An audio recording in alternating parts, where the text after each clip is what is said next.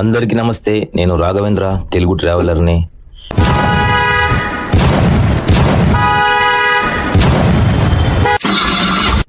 Friends, ప్రస్తుతం నేను చార్ధామ్ యాత్రలో ఉన్నాను.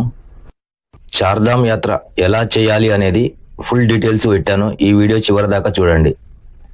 మన తెలుగు రాష్ట్రాల నుండి ఎక్కడి నుండైనా ముందుగా చేరుకోవాల్సింది ఢిల్లీ.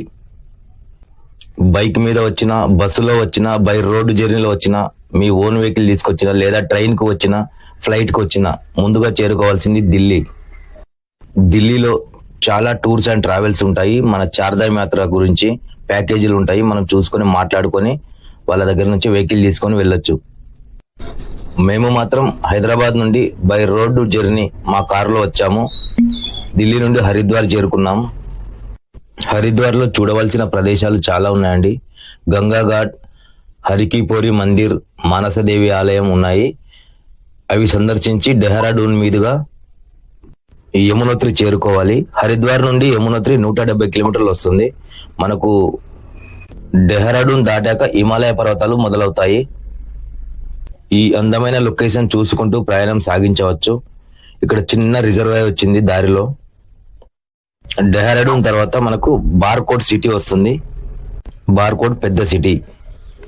జానకి చెట్టి చేరుకున్నాం. జానకి చెట్టి దగ్గరే మనకు యమునోత్రి వెళ్ళడానికి ఇక్కడ కార్ పార్కింగ్ చేయాలి. ఇక్కడ నుంచి 7 కిలోమీటర్లు నడిచి వెళ్ళాలి. నడవని వాళ్లకు గుర్రాలు, పల్లకీలు అవైలబుల్ లో ఉంటాయి. ట్రెక్కింగ్ స్టార్ట్ అయింది ఇక్కడ నుంచి. మాది పార్కింగ్ నుంచి 6 కిలోమీటర్లు. నడవని వాళ్ళకి ఇలా పల్లకీలు కూడా ఉన్నాయి. ఇదే యమద్వార్. యమద్వార్ దాటుకుని 6 కిలోమీటర్లు నడుచుకుంటూ వెళ్తే యమునోత్రి టెంపుల్ వస్తుంది. ఎంతో బ్యూటిఫుల్ లొకేషన్స్. ఈ లొకేషన్స్ నడమ హ్యాపీగా నడుచుకుంటూ 6 కిలోమీటర్లు వెళ్ళొచ్చు.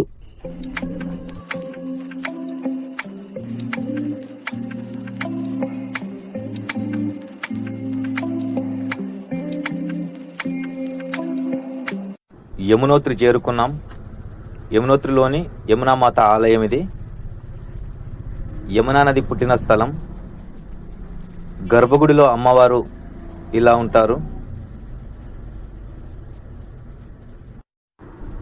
మేము దర్శనం చేసుకున్నాం.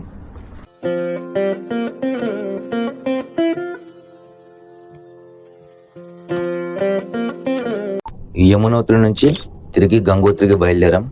యమునోత్రి నుంచి గంగోత్రి 228 కిలోమీటర్లు. ఈ యమునోత్రి నుంచి బార్కోట్ మీదుగా వచ్చాం. బార్కోట్ నుంచి నెక్స్ట్ ఉత్తరకాశీ వెళ్ళాలి. ఉత్తరకాశీలో శివాలయం ఉంటుంది.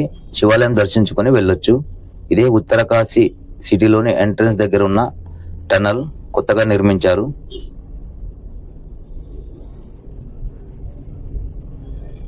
ఇదే శివాలయం అండి, ఉత్తరకాశీలో ఉన్న శివాలయం. ఇక్కడ అమ్మవారి టెంపుల్ కూడా ఉంది. అమ్మవారిని శక్తిగా పిలుస్తారు. ఇదే ఉత్తరకాశీలో ఉన్న శివాలయం మేము దర్శించుకున్నాం. ఉత్తరకాశీ తర్వాత హీనా విలేజ్ వస్తుంది. ఇక్కడ హీనా చెక్ పోస్ట్ అంటారు. మనం చార్ధామ్ రిజిస్ట్రేషన్ ఇక్కడ చెక్ చేస్తారు. మనం వచ్చేటప్పుడు చార్ధామ్ రిజిస్ట్రేషన్ చేసుకోవాలి. వెళ్లే దారిలో అందమైన వాటర్ ఫాల్ కనబడ్డది. ఇక్కడ ఆగి చూసాం.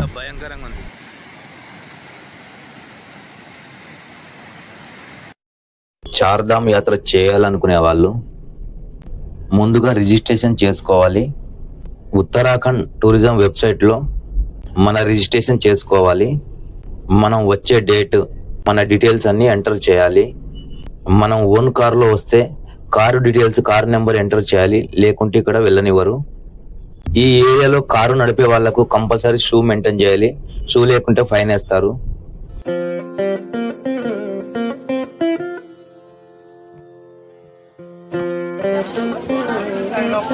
गंगोत्री धाम के एंट्रेंस का आर्च.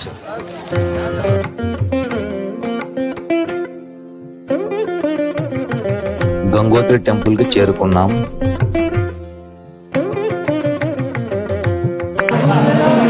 ఇదే గంగా నది. గంగా నది పుట్టిన స్థలం ఇక్కడే.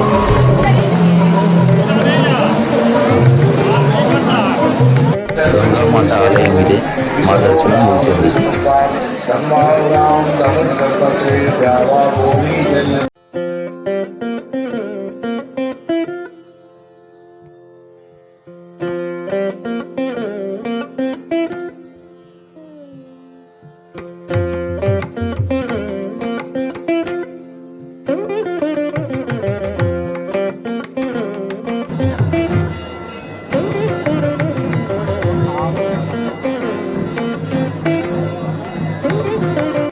గంగోత్రి నుంచి కేదార్నాథ్ 325 కిలోమీటర్లు. చార్ధామ్ యాత్ర బై రోడ్ జర్నీ చేయాలి అనుకుంటే ఫ్యామిలీతో మాత్రం చేయకండి. ఫ్యామిలీతో వస్తే ట్రైన్కో ఫ్లైట్కో ఢిల్లీ చేరుకొని అక్కడి నుండి లోకల్ ట్రాన్స్పోర్ట్లో చార్ధామ్ యాత్ర చేయండి. చార్ధామ్ యాత్ర బై రోడ్ జర్నీ చేయాలి అనుకుంటే ఫ్రెండ్స్తో రండి.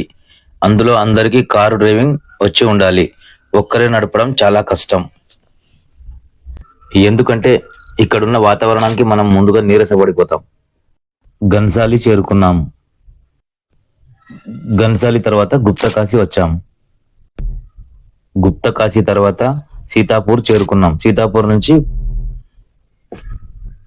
సోన్ప్రయాగ కార్ పార్కింగ్ కు చేరుకున్నాం. ఇక్కడ మన వెహికల్ పెట్టి ఇక్కడ నుంచి 1 కిలోమీటర్ వెళ్తే అక్కడ ట్యాక్సీ స్టాండ్ ఉంటుంది. ఆ ట్యాక్సీ స్టాండ్ లో మనకు గౌరికుండ దాకా తీసుకెళ్తారు. ట్యాక్సీ స్టాండ్ నుంచి గౌరికుండ 5 కిలోమీటర్లు. ఇదే గౌరికుండకు వెళ్ళే షిరడు ట్యాక్సీ స్టాండ్ ఇది. ఇక్కడ నుంచి మనకు షిరడు వెహికల్ లో గౌరికుండలో డ్రాప్ చేస్తారు. ఒక్కొక్కరికి 50 రూపాయలు ఛార్జ్ చేస్తున్నారు.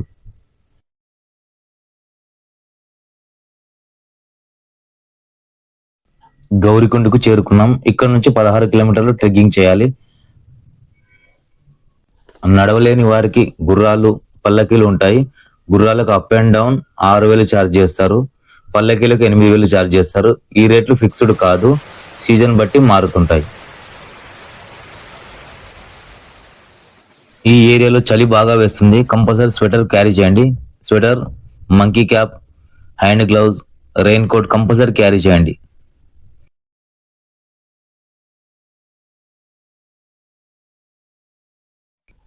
మే నెలలో ఎండాకాలం కూడా ఎంత మంచుందో చూడండి. మేము కేదార్నాథ్ కి 1 కిలోమీటర్ దూరంలో నైట్ టెంట్ లో స్టే చేశాం. ముగ్గురు ఉండే టెంట్ కు 1000 రూపాయలు ఛార్జ్ చేశారు. ఉదయం 7 గంటలకు గుడికి వెళ్ళడానికి బయలుదేరాం. కేదార్నాథ్ కి హెలికాప్టర్ సర్వీస్ కూడా ఉంది. డెహ్రాడూన్ నుండి హెలికాప్టర్ సర్వీస్ ఉంది ఇక్కడికి. ఒక్కొక్కరికి అప్ అండ్ డౌన్ 11,000 ఛార్జ్ చేస్తున్నారు. మనకు కనపడే ఆలయమే కేదార్నాథ్ ఆలయం. మా దర్శనం అయ్యింది.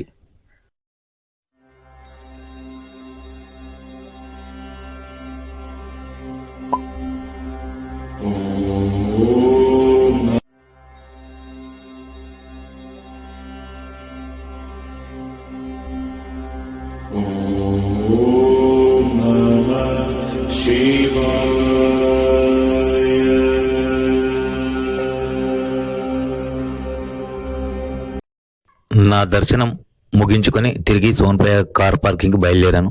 ఇక్కడ నుంచి సోన్ప్రయాగ కార్ పార్కింగ్ 16 కిలోమీటర్లు నడుచుకుంటూ వెళ్ళాలి. సోన్ప్రయాగ నుంచి బద్రీనాథ్ వెళ్తాం. కొండపై చూడండి కాలభైరవ మందిరం ఆ కొండపైన ఉన్నది. ఇక్కడ మనకు ఉచిత భోజన సౌకర్యం కల్పిస్తున్నారు. అది కూడా మన తెలుగు వాళ్ళు నిర్వహిస్తున్నారు. తెలంగాణలోని సిద్దిపేటకు చెందిన వాళ్ళు ఉచిత భోజన సౌకర్యం కల్పిస్తున్నారు. సోన్ప్రయాగ్ నుంచి బయలుదేరాం బద్రీనాథ్ కు. సోన్ప్రయాగ్ నుంచి బద్రీనాథ్ 220 కిలోమీటర్లు. మనం వెళ్ళేది 4వ ధామ్ బద్రీనాథ్. మనకు కనబడే నది అలకనందా నది. రుద్రప్రయాగ్ డిస్టిక్ ఇది. మన రుద్రప్రయాగ్ దగ్గర ఉన్నాము అవుటర్ లో. అక్కడ కొండలపై కనబడే సిటీయే రుద్రప్రయాగ్. ఈ రుద్రప్రయాగ్ డిస్టిక్ లో హేమకుండ్ సాహెబ్ అని సిక్కుల వాళ్ళ గురుద్వార్ ఉంది. ఎక్కడెక్కడి నుండో సిక్కులు ఈ హేమకుండ్ సాహెబ్ దర్శనానికి వస్తుంటారు. అక్కడక్కడ కొత్తగా టనల్స్ నిర్మిస్తున్నారు. ఇలాంటి టనల్స్ చాలా వేస్తున్నారు. అందులో కొన్ని మాత్రమే పూర్తయ్యాయి. ఇంకా కన్స్ట్రక్షన్ లో చాలా టనల్స్ ఉన్నాయి. అన్ని టనల్స్ అయితే మాత్రం ఈ చార్ధామ్ యాత్ర చాలా ఈజీగా అవుతుంది. చాలా కిలోమీటర్లు కూడా తగ్గిపోతుంది అన్ని టనల్స్ అయితే.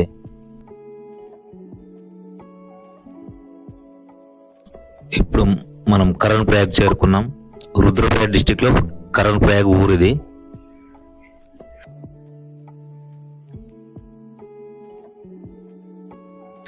ఇక్కడ నుండి ఇంకా బద్రీనాథ్ 125 కిలోమీటర్లు ఉంది.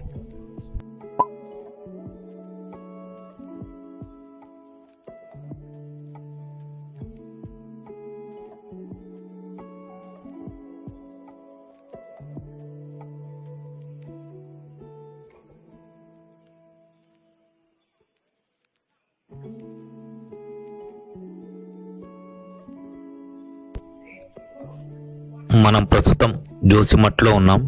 ఇక్కడ నుండి ఇంకా 50 కిలోమీటర్లు బద్రీనాథ్ ఉంది.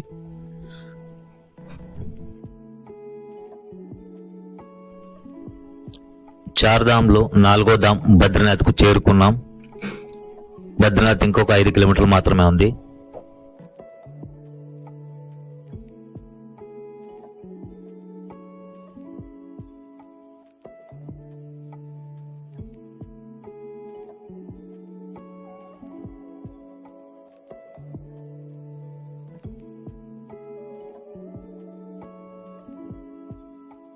ఇదే బద్రీనాథ్ ఎంట్రన్స్ ఆర్చ్. బద్రీనాథ్లో మాత్రం గుడికి 2 కిలోమీటర్ల దూరం వరకు వెహికల్ వెళ్తుంది. యమునోత్రిలో 7 కిలోమీటర్లు నడవాలి. కేదార్నాథ్లో 16 కిలోమీటర్లు నడవాలి. గంగోత్రిలో బద్రీనాథ్లో మాత్రం గుడికి దగ్గర వరకు వెహికల్స్ వెళ్తాయి.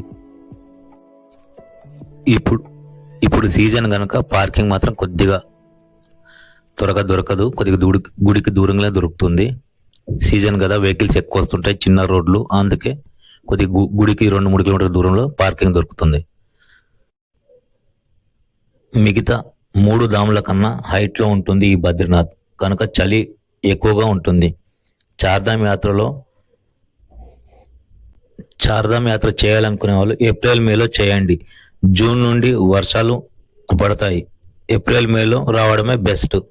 చార్ధామ్ యాత్ర ఏప్రిల్ నుండి అక్టోబర్ నవంబర్ వరకు ఉంటుంది.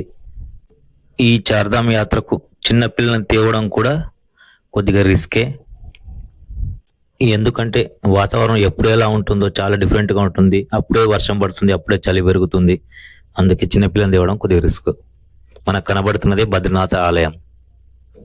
ఇక్కడ విష్ణుమూర్తిని బద్రీనాథుడుగా కొలుస్తారు. ఈ ఆలయం సంవత్సరంలో 6 నెలలు మాత్రమే తెరిచి ఉంటుంది. మిగతా 6 నెలలు ఆలయం మూతపడుతుంది.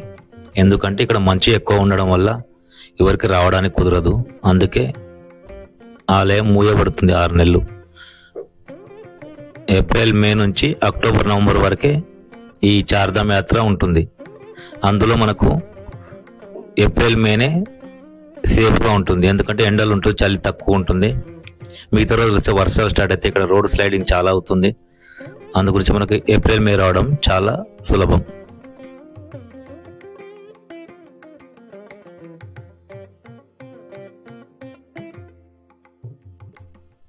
నర్మదా నది ఒడ్డున ఈ బద్రీనాథుడి ఆలయం ఉంది.